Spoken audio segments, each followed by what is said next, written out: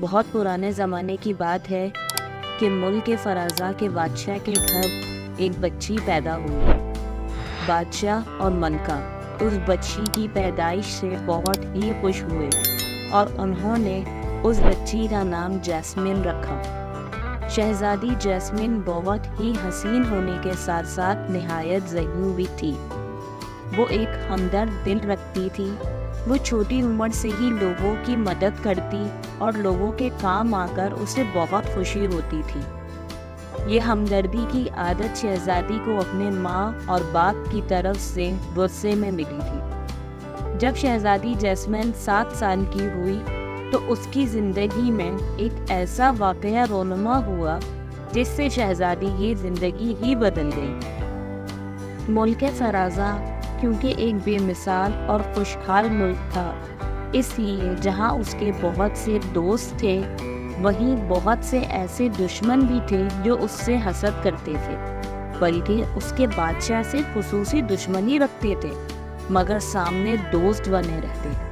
ان میں سر فہرست پڑوسی ملک کا بادشاہ شبلیس تھا، جو نہ صرف بادشاہ فرازہ سے حسد و نفرت کرتا تھا بلکہ وہ ملک فرازہ پر قبضہ بھی کرنا چاہتا تھا۔ بادشاہ شبلیس ایک بہت برا انسان تھا۔ وہ جادوگر بھی تھا۔ جب اس کی نفرت بہت زیادہ بڑھی تو اس نے اپنے ساتھی جادوگروں کو جمع کیا اور رات کی تاریکی میں ملک فرازہ پہنچ گیا اور بادشاہ فرازہ کے محل میں بادشاہ سے ملا۔ بادشاہ فرازہ نے اس کی خاطر مدارت کی اور بادشاہ شبلیس کو کہا کہ آپ کچھ دن میرے ساتھ رہیں۔ بادشاہ شبلیس یہی چاہتا تھا کہ وہ محل میں رات رکے تاکہ وہ اپنا جادو کر سکے۔ آدھی رات کے بعد بادشاہ شبلیس نے اپنے جادوگر دوستوں کے ساتھ مل کر جادو شروع کیے۔ دیکھتے ہی دیکھتے تیز ہوا چلنے لگی۔ وہ ہوا جس طرف سے بھی گزرتی وہاں موجود ہر جاندار پتھر کا بن جاتا اور دیکھتے ہی دیکھتے پورے فرازہ کے جاندار پتھر کے بن گئے۔